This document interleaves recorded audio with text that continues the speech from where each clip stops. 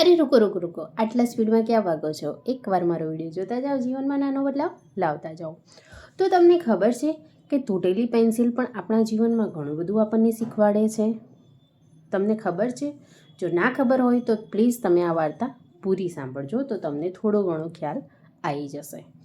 એક વખત નાનો બાળક હતો, એની પેન્સિલ તૂટી ગઈ તો એ કચરામાં નાખવા જતો હતો.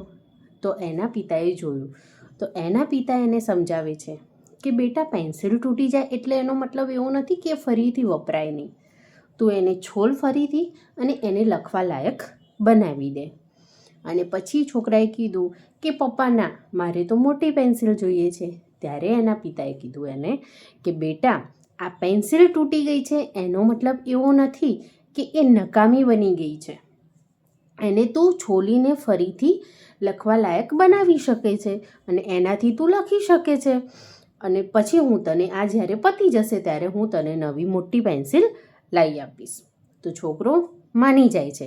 ત્યારે પિતા એને બીજું ઉમેરીને કહે છે કે બેટા, જ્યારે જીવનમાં પણ આપણે તૂટી જઈએ છીએ, હારી જઈએ છીએ, ત્યારે એનો મતલબ એવો નથી કે આપણે ખતમ થઈ જઈએ છીએ. એનો મતલબ એવો છે કે આપણે હવે કોઈ મોટી નવી શરૂઆત કરવાની જરૂર છે, હાર માનવાની જરૂર નથી.